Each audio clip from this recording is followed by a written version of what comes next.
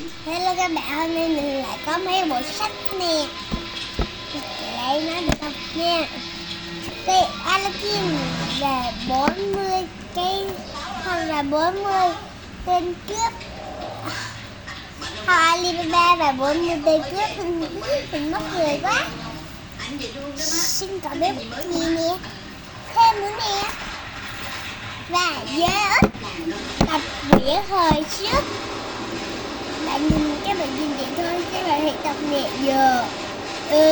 Giờ sắc dế u tờ út sắc út lê út. Bye